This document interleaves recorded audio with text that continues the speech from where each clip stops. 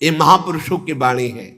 हम तुम्हें एक ऐसा मार्ग बताते हैं जिस मार्ग में चलने से बहुत जल्दी आप ईश्वर के समीप पहुंच जाओगे।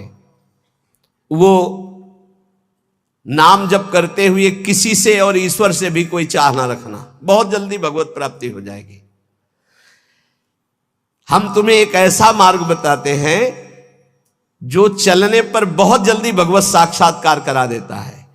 किसी से भी और ईश्वर से भी कोई चाह ना रखो, बहुत जल्दी भगवत प्राप्ति हो जाएगी। नाम जप करते हुए कोई चाह ना रखो, बहुत जल्दी भगवत प्राप्ति हो जाएगी। और याद रखना, जो नाम जप करता है ईश्वर से कोई चाह नहीं रखता, तो ईश्वर उसकी ऐसे चिंता करता है जैसे छोटे बच्चे की मां चिंता करती है। किस समय उसको बाल भोग देना, किस समय उसको दुग्ध पान कराना, किस समय उसे स्नान कराना, ये मां की चिंता है, ना कि बालक की। जो ना किसी से चाहता है, ना ईश्वर से चाहता है, खूब नाम जप करता है, उसे बहुत जल्दी भगवत प्राप्ति हो जाती है। निष्प्रयोजन भार स्वरूप उनका जीवन होता है जो भजनहीन होते हैं, बिल्कुल बेकार मरा जीवन। जिन हरि भगत हृदय नहीं आनी, जीवित सौ समानते प्राणी। क्या मुर्दे का सा जीवन है। इतना कीमती जीवन, एक एक श्वास भगवान के भजन में लगानी चाहिए। व्यर्थ के जीवन में, व्यर्थ के खान पान, कई कई ऐसी बातें जिनकी याद आकर हृदय में आम हंसता है, ऐसे जीवन को नष्ट किया जा रहा है। भ्रमण में सब दृश्य देखे, गंगा का किनारा पावन तपस्वियों के लिए भी और राक्षसों के लिए भी है। जो पावन स्थान तप के लिए है, वही राक्षसों के दंडकारण्य में तपस्वी भी तपस्या करते थे और राक्षस भी रहते थे। दोनों का ये व्यर्थ जीवन, निरर्थक जीवन, जो अपनी वासनाओं की पूर्ति के लिए दूसरे जीवों को तड़पा तड़पा के, फिर काल उनको तड़पा तड़पा के मारता है, सांस लेने का अवसर नहीं देता। इसलिए निष्प्रयोजन भार स्वरूप मानो जीवन मत जियो। कीमती जीवन है। जिनका भोजन पवित्र है, उनके विचार पवित्र हैं, वही एकांत में ईश्वर अर्पण बुद्धि से अपने समय को व्यतीत करते हैं। कार्य करते हुए एकांतिक अर्थात अंदर चिंतन चल रहा है, ईश्वर अर्पण। सात्विक भोजन, भूख की अपेक्षा कम खाओगे तो भजन बहुत जोर का होगा। लौकिक प्रतिष्ठा बढ़ने लगे तो भगवान से प्रार्थना करो कि आपका स्मरण न छूटने पावे, लौकिक प्रतिष्ठा में महत्व न होने पावे। जानबूझकर सुख सुविधाओं का त्याग करके जितनी कम वस्तुओं का सेवन कर सको, कम पैसे वाली वस्तुओं का, उतना ही तुम्हारा ईश्वर के प्रति प्रेम बढ़ेगा। ईश्वर इच्छा को जानने वाला ही महात्मा होता है। जोई जोई प्यारो करे सोई मोई भावे, मेरे प्यारे की क्या इच्छा है ये महात्मा जानता है। अन्याय से प्राप्त वस्तुओं को पाने वाले के सारे करण पाप लिप्त हो जाते हैं। अंतःकरण, बुद्धि, मन, चित्त, अहंकार, वो इच्छा ना होने पर भी दूषित अन्न के कारण पाप इच्छा प्रकट होकर उससे पाप कराती है। जो घूस लेता है, अन्याय पूर्वक निर्णय करता है, ऐसों का धन उनके परिवार को नष्ट कर देता है और उनका किया हुआ दान जिसके पास जाता है उसकी अंतःकरण की वृत्ति को नष्ट करके पाप आचरण करवाता है। इसलिए भगवत मार्ग में चलने वाले उपासकों को घूस लेने वालों से जो प्रतिग्रह दान लेना है उनसे बचे। खूब खुली बात है। ये जो अन्याय अधर्म करना पैसे के बल से सीख गए हैं, अपने पद का दुरुपयोग, ऐसे लोगों से जो दान लिया जाता है, ऐसे लोगों से जो अर्थ लिया जाता है, वो केवल पाप विचार बढ़ाता है, पाप आचरण बढ़ाता है। इसलिए बहुत सावधान।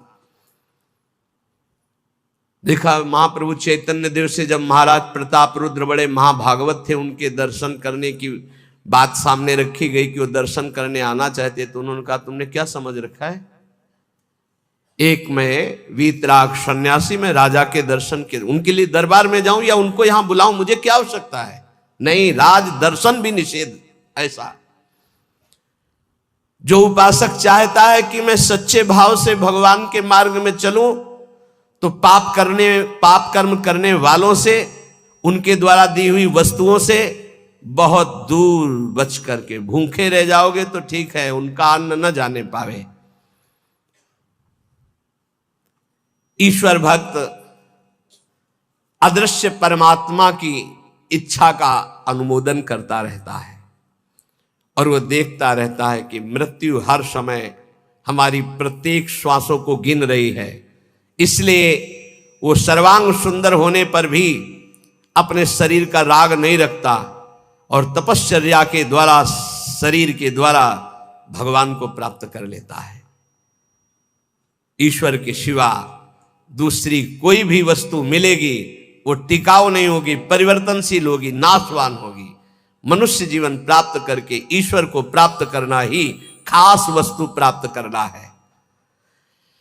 बाहर से निर्धन देखने वाला उस नाम जापक को नहीं जानता कि कितना बड़ा धनी सर्वलोक महेश्वर भगवान को अपने अधीन किए रहता है, जो निरंतर नाम जप करते हुए बाहर से निर्धन रहता है। तुम बाहर से निर्धन दिखते हुए अंदर से महान धनी हो यदि नाम जप करते हो, और ये बाहर से जो धनी दिखाते हैं अंदर से खोखले हैं, इनके पास अहंकार गर्व के सिवा कोई सच्चिदानंद बात नहीं है।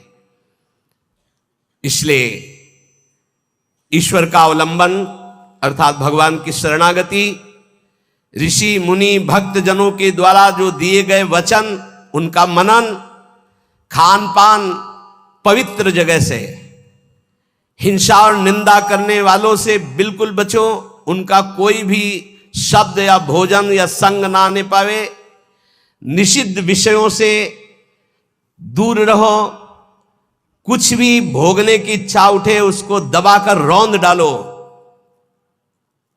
ये तब भगवत प्राप्ति की योग्य बनता है।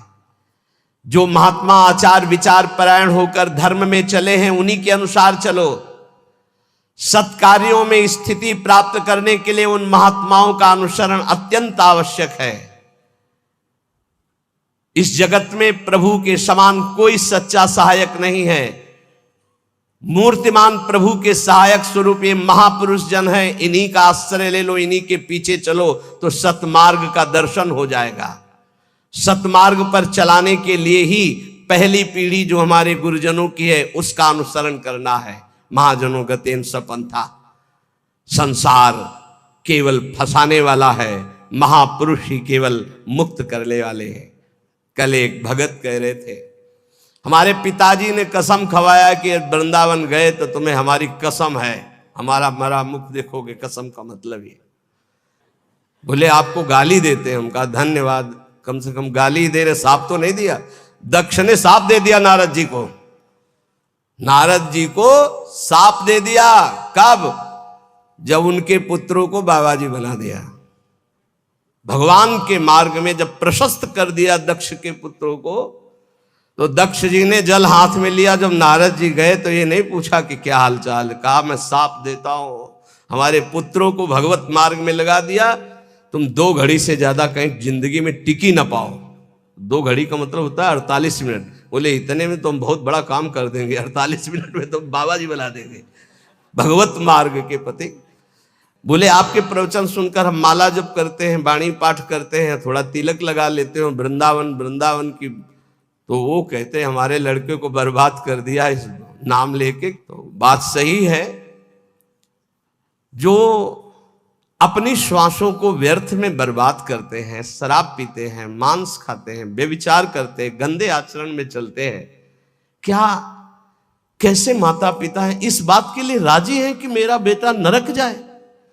इस बात के लिए राजी कि मेरा बेटा गलत आचरण करे, और वही शराब पी के जब आवे तो 2-4 मुझे थप्पड़ मार के घर से बाहर करे? ये आचरण? अगर माता पिता को भगवान मानकर उनकी सेवा करो। वो कह रहा था कि आप अपराध भर हमको ना बोध कराएं, तो एक बार अंदर से इच्छा है कि अपने बाप को उठा के पटके और खूब धुलाई। तो हम कहा अगर हमें मित्र मानते हो तो एक शब्द भी कटु मत बोलना। गुरु मानते हो कि नहीं वो तो तुम जानो, दोस्ती के लिए तो हम हाथ फैलाते हैं, हम हित मित्र हैं। अगर हमें मित्र मानते हो तो ऐसे माता पिता के रोज पैर छुओ, उनमें भगवान की भावना करो और मेहनत करो, लेबरी करके भी कमाओ और उनको खवाओ पियाओ, और वो जब हमारी निंदा करें तो कान में अंगुली डाल लो और अपने सतमार्ग में चलो। बड़ा विचित्र समय है। जो माता पिता प्रथम गुरु कहे गए हैं, भगवान के मार्ग में चलाने वाले या सतमार्ग में चलाने वाले या संसार में कदम हमारे जो बढ़े, धन्य है वो माँ जो अपने रक्त को दुग्ध बनाकर मुझे पान कराकर इतना बड़ा किया। धन्य है वो पिता जो मेहनत करके हमको पढ़ाया लिखाया। अब वो चाहे जितना कड़ुआ बोले, हम उसे भगवान की तरह पूजेंगे। सबको ये मानना चाहिए। उनकी वृद्धावस्था है, वो कुछ भी बोल सकते हैं, बड़े लोग हैं, हमें उनकी सेवा करनी और सतमार्ग में चलना है। तो यहां कह रहे कि महापुरुषों के सिवा अपना कोई सतमार्ग बताने वाला नहीं, इसलिए संतों की बात को मानना चाहिए। वो अहेतुकी मित्र हैं, तुम्हारा अमंगल नहीं कर सकते हैं। इस जगत में प्रभु के समान कोई सच्चा सहायक नहीं, और प्रभु ही महापुरुषों के रूप में प्रेरित करते हैं आकर के अपने मार्ग को। इसलिए मन को सत्य मार्ग में चलाने के लिए पहली सीढ़ी संत महापुरुषों के वचनों के आधार पर चलो। आज हम सबके ऋणी हैं, सच्ची हृदय से ऋणी हैं। धन्यवाद देते हैं कि आज इस कलयुग के प्रचंड तांडव काल में आप संतों की बात मान रहे हैं। इसलिए हम आपके चरणों में प्रणाम करते हैं, क्योंकि इसमें आपका मंगल है। आप स्वस्थ रहेंगे, आप भगवत भजन करते हुए अच्छे आचरण वाले रहेंगे, तो आप हमारे बहुत बड़े हितैषी हुए। क्योंकि आप सुखी हैं, आपका मंगल हुआ, तो मेरे कर्तव्य का पालन हो गया, मेरे साधु वेश का धारण करना सार्थक हो गया। आप हमारे बड़े सहयोगी हैं, आप हमारी भागवती उन्नति के बहुत बड़े कारण बन गए। क्योंकि हम धन्यवाद के पात्र तभी बनेंगे जब हमारी बात को मानकर आप धन्य हो जाएंगे। हमारा कल्याण हो गया, हमारा मोक्ष हो गया तो बहुत छोटी बात है। अगर हमारी बात से आपका कल्याण न हुआ तो हमारी बात की बात क्या रहेगी। तो हमारी बात को सार्थक और समर्थ बनाना आपका कर्तव्य है। यदि आपने अपने कर्तव्य का पालन किया तो मेरे कर्तव्य का अपने आप पालन हो जाएगा कि मेरा साधु वेश धारण करना, मेरा जीवन धारण करना, मेरा भजन करना, मेरा सतमार्ग में चलना सार्थक हो गया। हमारे देश के यदि 2-4 हजार लोग भी कुमार्गगामी प्रवृत्तियों को छोड़कर भगवत मार्ग में चल रहे तो हृदय से आशीर्वाद देता हूं। आशीष देने के लिए तपस्या की जरूरत नहीं होती। मां अपने बच्चे को आशीष देती तपस्या से नहीं, दुलार से। आप स्वस्थ रहिए, आपकी बुद्धि स्वस्थ रहे, आपके जीवन का परम लक्ष्य भगवत प्राप्ति आपके हाथ में आवे, आप कभी गलत आचरणों में ना फंसे। अगर वार्ता को सुन करके अपने मन में धारण करेंगे तो निश्चित ये वस्तु आपको प्राप्त होगी। क्योंकि हमारा जन्म सिद्ध अधिकार है भगवत प्राप्ति करना। जो संतों में पूर्ण श्रद्धा रखते हैं, अध्यात्म विषय में चलना चाहते हैं, उनको परमात्मा साक्षात्कार निश्चित हो जाता है। जो संतों में पूर्ण विश्वास करते कि ये जो कह रहे हैं सत्य है। कभी भी अगर दान शब्द का आया है तो मन का दान कीजिए, श्वासों का दान कीजिए, अपने जीवन का एक एक कर्म भगवान को समर्पित कर दे। ये शुद्ध बातें परमार्थ की। अगर कभी दान पुण्य की बात चली तो पहले कह दिया है कि शास्त्र में लिखा है इसलिए पढ़ रहा हूं, हमारी आस्था इस पर नहीं है। हमारी आस्था का विषय हर श्वास भगवान नाम स्मरण हो, यही जीवन का परम लाभ। भगवान श्री कृष्ण चंद्र जी कृपा करके वर्णन करते हैं कि जब साधना अवस्था से सिद्धावस्था में उपासक पहुंचता है तो उसकी स्थिति क्या होती है। बोले यदृच्छालाभ संतुष्टो द्वंद्वातीतो विमत्सरः समा सिद्धावसिद्धौ च कृत्वापि न निबध्यते। अपने आप जो कुछ भगवान की इच्छा से व्यवस्था हो जाती है उसमें वो संतुष्ट रहता है सिद्ध पुरुष। तो साधक को सिद्धों का अनुसरण करना चाहिए। जथा लाभ संतोष सदा का हो सो कछु न चाहोगे, बहुत बड़ी सिद्धि है। यदृच्छा लाभ संतुष्टो, मांगना बंद कर दो, ना भगवान से मांगो ना किसी मनुष्य से मांगो, मांगना बंद कर दो। यहां कह रहे मांगो मत, तो ऐसे देने के लिए बोलो मत, दोनों बातें संभाल के। भगवान की इच्छा ही ऐसे कर दिया, नहीं आया तो बोलना नहीं। कभी तुम बोलो मत और कभी तुम मांगो मत। ऐसे बोलने से अपराध लगता है और ऐसे मांगने से अपने इष्ट की निष्ठा जाती है। और बोल दिया तो कर्जा समझ लेना, और मांग लिया तो आश्रय छूट गया, ये बात समझ लेना। दोनों को अपनी अपनी निष्ठा में रखना है, ना मांगना है और ना देने के लिए बोलना है। ऐसे दे दो, कोई जान नहीं पाया, और जैसे हरि रखते हो वैसे रह जाओ, और उसका एहसान मत मानो देने वाले का, तो दोनों का परमार्थ पुष्ट हो जाए। यदृच्छा लाभ संतुष्टो। बिल्कुल ये विनोद में बहुत खास बात बता रहे हैं। कभी संतों से, कभी भगवान के सामने, कभी ऐसे, जैसे एक आए थे कि हमने कहा था कि हे हनुमान जी हमारा काम हो जाएगा तो आपको मंदिर बनवाएंगे, तो काम तो हो गया महाराज, मंदिर नहीं बना तो हमारी दुर्गति होगी। हमका पक्की, इसमें पक्की, इसमें कच्ची नहीं होगी। देखो, भगवान के सामने संकल्प मत करो। अगर आपको कोई मांग रखनी, देखो सत्संग सुलझाव का है, सत्संग मतलब सुलझना। हमारे बाप हो, हे प्रभु मुझे ये चाहिए, जैसे अपनी मम्मा और पप्पा से मांगते तो कैसे मांगते हैं, हमें चाहिए। उनको हम ये थोड़ी कहते हैं कि हमको ये दे तो तुम्हें हम ये ले आएंगे, तुम्हें वो ले आएंगे, तुम्हें ऐसा प्रलोभन देते हैं क्या? थपड़िया देंगे माता पिता। हमारा बच्चा हमको प्रलोभन देता है, जाल में फंसाना चाहता है, ऐसे थपड़िया जाओगे अगर प्रभु को और अगर बड़े दाता बनते हो कि मंदिर बनवा देंगे तो भी काम हो गया, बनवाओ मंदिर। नहीं बनवाओगे तो फिर भगवान का जो विधान है वो आपको फिर परेशान करने लगे। कभी संकल्प मत करो, कभी भगवान के मंदिर में कुछ वादा मत करो, कभी संतों के पास कोई वादा मत करो। वादा करो तो फिर अक्षरशः पूरा करो, नहीं मत करो वादा। अपनी मांग रख दो।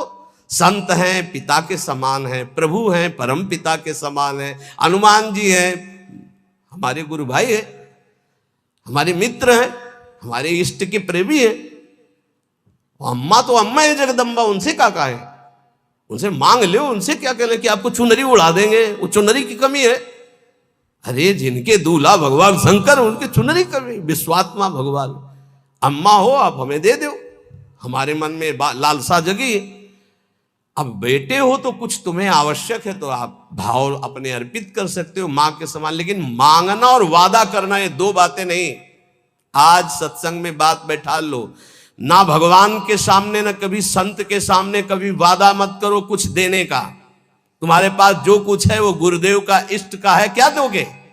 अगर वादा करो तो उसे भूलो मत, निर्वाह करो। दूसरी बात, मांगो मत, वो सर्वज्ञ है, अपने आप पूरा करेंगे। यदृच्छा लाभ संतुष्टो, जैसे भगवान परिस्थिति दे रहे उसमें संतुष्ट रहो। द्वंद्वातीतो विमत्सरा, किसी भी द्वंद्व का तुम्हारे ऊपर कोई प्रभाव ना पड़े।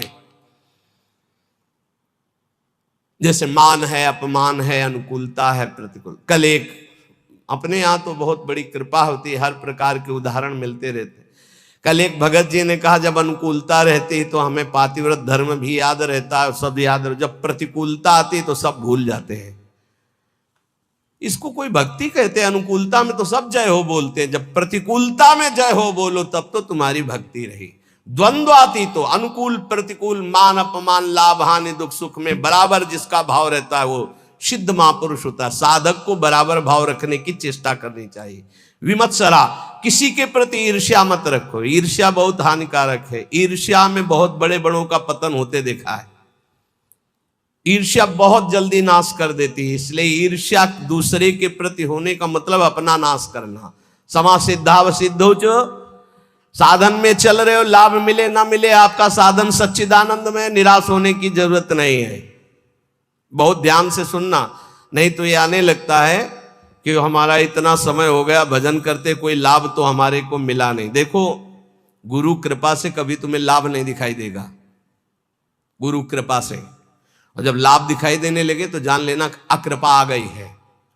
क्यों? अहंकार के बिना लाभ का अनुभव नहीं होता। जब अहंकार आता है तब लगता है मेरे में सद्गुण आ गया, और जब दैन्यता आती तो बड़े बड़े सिद्ध महापुरुषों को देखा, कभी उनको यह अनुभव नहीं होता मैं प्रेमी हूं, मैं भागवती हूं। जितने महापुरुषों की वाणी आप पढ़ के देख लीजिए, अहंकार रहित महापुरुष तो अपने को अधम, तुच्छ, नीच, मूढ़, कामी यही शब्द बोले हैं अपने लिए। जब अपने में आ जाए कि मैं निष्कामी, मैं महात्मा, मैं सिद्ध, मैं तो जान लेना अहंकार जागृत हो गया है। और ये भगवान की कृपा से नहीं होता है, अकृपा से होता है। इसलिए समा सिद्धा व सिद्ध हुआ।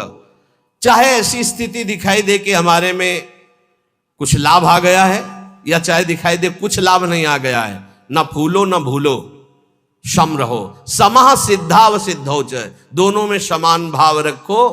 चक्रत्वापि न निबध्यते, वो कभी इस माया में बंधता नहीं है।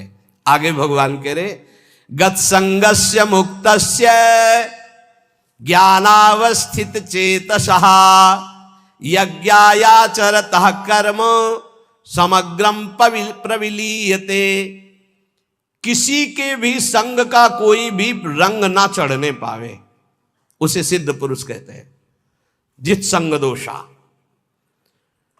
चाहे वो घोर पापी हो, नीच हो, व्यभिचारी हो, दुराचारी हो, नाना प्रकार की भोग सामग्री, बहिर्मुख पुरुषों का सब कोई फर्क नहीं, वो अपने रंग में है। जो रही मुत्तम प्रकृति का कर सकत कुसंग, चंदन विष व्यापत नहीं लपटे रहत भुजंग। क्यों? क्योंकि वो परमात्मा भाव में स्थित है। गत संगस्य मुक्तस्य, वो मुक्त हो चुका है, इसलिए कोई भी संग उसके ऊपर प्रभावित नहीं। ये मुक्त महापुरुष की पहचान होती है। कोई भी संग उसके ऊपर प्रभाव नहीं डाल सकता। काम का, क्रोध का, लोभ का, मोह का, मद का, मत्सर का कैसा भी संयोग आ जाए उसके ऊपर कोई प्रभाव नहीं। स्वात्मा रामम विषय मृत तृष्णाम भ्रमयति, मुक्त पुरुष कभी विषय मृत तृष्णा में भ्रमित नहीं होता। कैसी भी क्रिया का संयोग बन जाए, कैसे भी पदार्थ का संयोग बन जाए, कैसी भी घटना आ जाए, कैसी भी परिस्थिति आ जाए, कैसी भी व्यक्ति के सामने उपस्थिति हो जाए, उसके ऊपर कोई फर्क नहीं पड़ता। गत संघर्ष है। जो बांधने वाला है जन्म मृत्यु का बंधन है, वो देहाभिमान है, वो उसका नष्ट हो चुका है। इसलिए किसी भी तरह का कोई भी विकार उसके अंदर हावी होता ही नहीं है। इसी स्थिति को कर्माणि श्रुति बोधितान नितराम कुर्वन्तु कुर्वन्तु मां गूढ़ाश्चर्य रसास्त्रगादि विषयान गृह्णन्तु मुंचन्तु वा। वो भोग की सामग्री के बीच में भोग में दिखाई दे रहा है, लेकिन वो भोग में नहीं है। वो कर्म करते हुए भी कर्म से रहित है। वो देखते हुए भी देखता नहीं, सुनते हुए भी सुनता नहीं, बोलते हुए भी बोलता नहीं, खाते हुए भी नहीं खाता है, क्योंकि वो मुक्त महापुरुष है, देहाभिमान रहित है। लोक संग्रहार्थ उसके धर्म कार्य हो रहे हैं, लेकिन उनका कोई फल नहीं है। वो असंग है। क्यों? बोले मुक्तस्य है, वो मुक्त पुरुष है। तो साधक को इसका अनुसरण करना है। किसी का प्रभाव हमारे ऊपर तब नहीं पड़ेगा जब हर समय हमारे अंदर भगवत चिंतन चलेगा। राधा राधा राधा राधा, अब कोई फंसा नहीं सकता। नाम जितना धीमे होता चला जाएगा उतना गाढ़ चिंतन विषयों को होने लगेगा। नाम छूटेगा, क्रिया बन जाएगी। 1 सेकंड लगता है अपहरण करने में बुद्धि को। इन विकारों ने इतना अधिकार जमा रखा, 1 सेकंड में बुद्धि को अपहरण करने के जो निर्णय ही नहीं कर पाएगी, नाम न छूटने पावे। असंगो अहम पुरुषः, मैं असंग हूं, ना कभी कोई मुझे बांधा था, ना कोई बांध सकता है। यह अनुभव हो जाता है सिद्ध महापुरुष को। किंतु असंग होते हुए उसने संग जिसने कर रखा है शरीर का, इंद्रियों का, मन का, बुद्धि का, अब उसके ऊपर प्रभाव पड़ेगा पदार्थ का, परिस्थिति का, व्यक्ति का, घटना का, सुख का, दुख का। और जिसने शरीर, इंद्रिया, मन, बुद्धि से अपने को असंग देख लिया, उसके ऊपर कोई प्रभाव नहीं पड़ेगा। उसे ही मुक्त पुरुष कहते हैं। कोई मेरी मनचाही करे या मेरे मन के विरुद्ध करे, कोई फर्क नहीं पड़ता। किसका? जो शरीर, इंद्रिय और मन से अलग हो चुका है। अलग क्या हो चुका है? वो तो अलग था ही। हाँ, अनुभव हो गया जिसको ऐसा। चाहे अकेला बैठा हो या हजारों के बीच में, शरीर स्वस्थ हो या रोगी, भोग बाहुल्यता हो या किंचन, मनचाही हो या मन के विरुद्ध, कोई फर्क नहीं पड़ता उसमें। गत संगस्य मुक्तस्य। क्यों? क्योंकि वो अपने स्वरूप में स्थित है। वो किसी क्रिया या शरीर या मन या बुद्धि या चित्त या अहंकार या इंद्रियां, कामना, ममता कुछ नहीं उसके हृदय में। लेकिन साधक के हृदय में सब होता है, साधक के हृदय में सब होता है, पर होते हुए भी वो नाम जप के द्वारा, प्रवीण हुई बुद्धि के द्वारा अपने को बचा लेता है। मुक्त पुरुष की पहचान है कि वो विविध प्रकार के भोगों के बीच में रहते हुए भी किंचन मात्र विक्षिप्त नहीं होगा, किसी भोग का उसके ऊपर कोई प्रभाव नहीं पड़ेगा। ज्ञानावस्थित चेतसा, क्योंकि वो ज्ञानावस्थित हो गया है, वो अपने चेतन स्वरूप आत्म स्वरूप में स्थित हो चुका है, भगवत स्वरूप को प्राप्त हो चुका है। और साधक का कार्य है इस जड़ शरीर से अपना संबंध अलग मानकर भगवत स्वरूप में स्थित होना।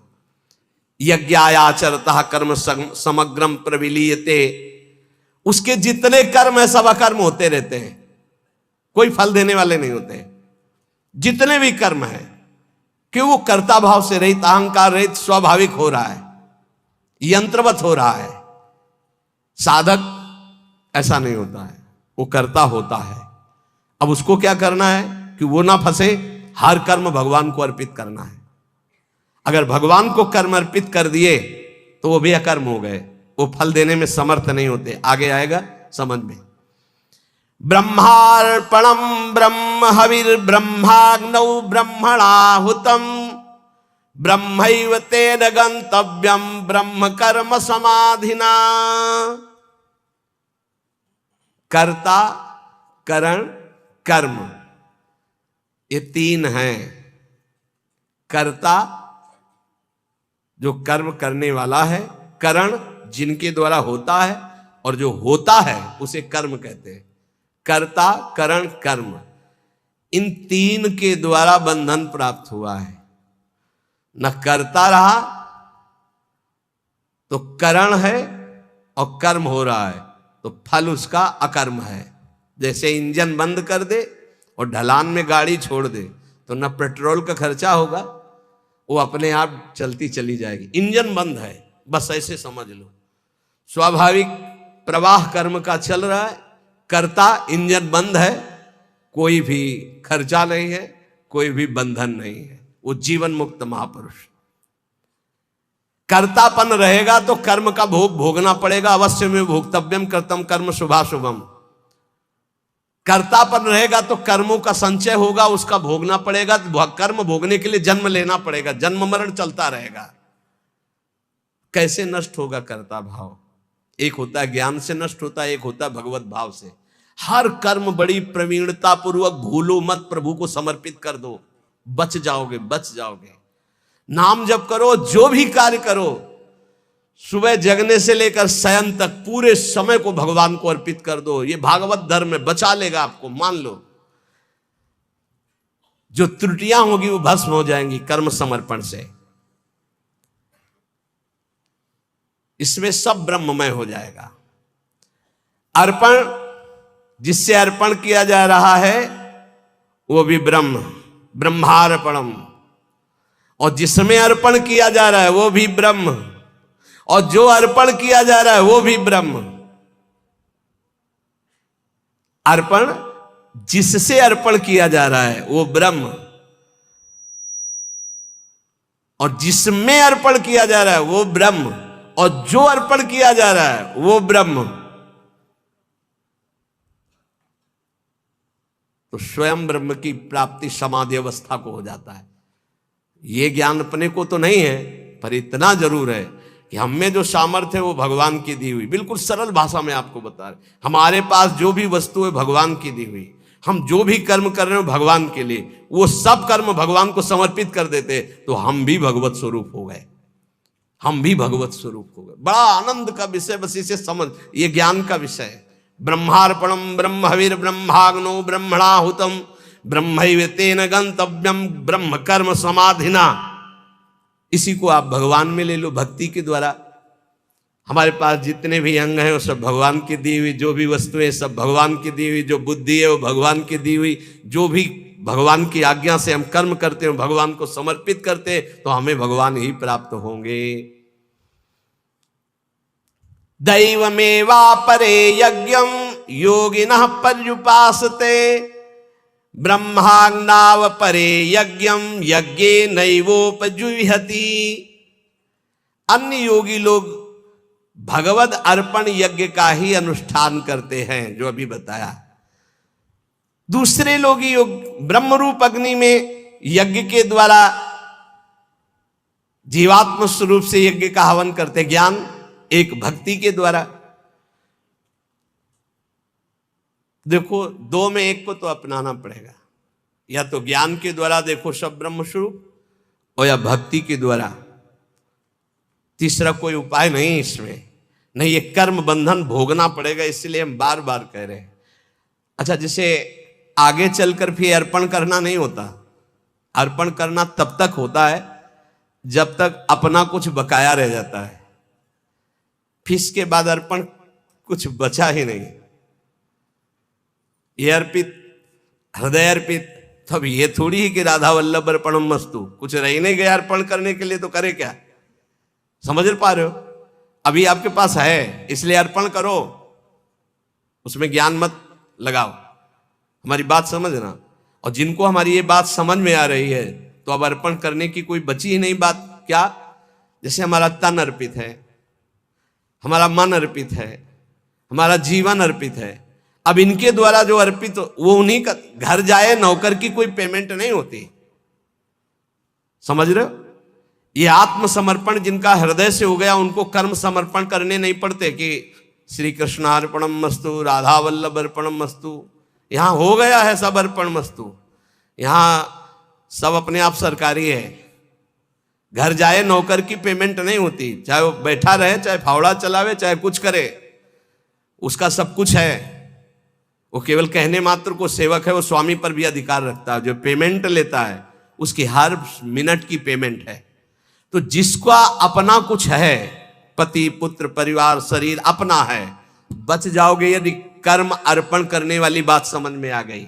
नहीं, अवश्य में भोक्तव्यम कृतम कर्म शुभाशुभम। दोनों प्रकार के साधक बैठे हैं, एक अहम ग्रह और एक समर्पित। समर्पित साधक को अगर ये समझ में आ गया है कि अब मेरा कुछ है ही नहीं, तो आपको समर्पण की 84 जी का पाठ किया, राधा वल्लभ अर्पणम मस्तु। अब यहां कुछ अर्पणम मस्तु के लिए है ही नहीं। 84 जी गवाओ, चाहे हल्ला मचवाओ, जितना बोलेंगे वो सब आपकी बात बोलेंगे।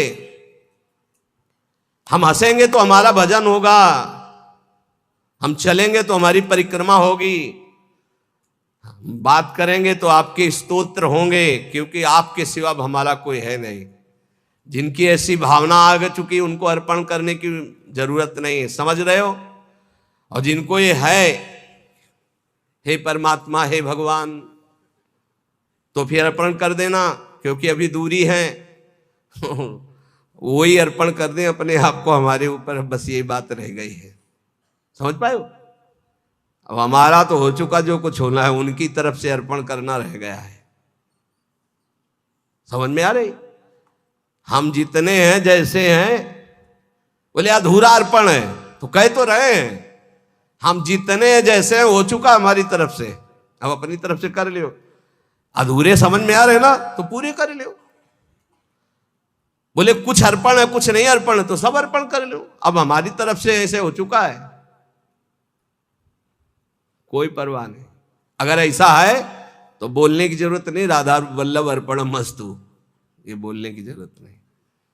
और अगर ये है कि अभी हमारा कुछ है, तो पक्का बच जाओगे। हर कर्म प्रभु को अर्पित कर दो। इसमें कह रहे दैव मय्वा परे यज्ञम योगिनः पर्युपासते ब्रह्माग्नाव परे यज्ञम यज्ञे नैवोपजुह्यति। एक है कि वो सब कर्म भगवान को समर्पित करते हैं, भगवान की सामर्थ्य से, भगवान के द्वारा दी वस्तुओं से भगवत कर्म हो रहे, भगवान को अर्पित। एक है ब्रह्माग्नाव परे यज्ञम यज्ञे नैवोपजुह्यति, ज्ञान के द्वारा। अब अपने अर्पणम मस्तु एक बार हो गई, अब बार बार नहीं होगी। गुरुदेव ने संकल्प करवा के तनुवांग मनोभिरमलय सोहम तवई आश। अब जैसे कोई आपसे कहे कि अधूरा अर्पण है इसीलिए अनुभव में नहीं आ रहा है, तो आपसे हम सलाह ले रहे हैं क्या? अगर गुरु जी कह दे और श्री जी कह दे तो अब उनसे भी कहना है कि जानते हो ना अधूरा है, आप भी जानते हो ना अधूरा है, तो पूरा कर लो, हमारा जितना होना था हो गया, आप कर, हमारी तरफ से अब काम खत्म। देख लो अंदर से बिल्कुल हम वो बात कहते हैं जो मुक्त होना है, श्री जी से मिल जाना है। अपने ऊपर रखोगे तो पूरी जिंदगी भर परेशान रहोगे, वो खेलते रहेंगे, तुम्हारी तरफ नहीं देखेंगे। जब जान लेंगे ना ये कि अभी हो गया इसका जितना होना था, तो वो अपना प्रोसेस शुरू कर देंगे। शुरू करो प्रोसेस, बिल्कुल तैयार। वही पूरा सूरा, हम जैसे भी हैं आपके हैं, वही हुआ पूरा सूरा, वही बलवान हो गया, वही पूरा हो गया। ऐसे ऐसे वही कर सकता है जिसने अपने तन वांग मनोभीरमले सोहम तो विवाश्रिता, हम आपके आश्रित हैं। अब आप पूर्णता अपनी तरफ से कर लीजिए, हमारी पूरी जिम्मेवारी उनके हाथ है। हमारी का मतलब समझ रहे हो, जो पूर्ण रूप से ऐसे जिनका कुछ है उनके लिए कह रहे हैं कि या तो दो मार्ग है, तो ज्ञान के द्वारा सब ब्रह्म है, और या तो भगवान को अर्पित।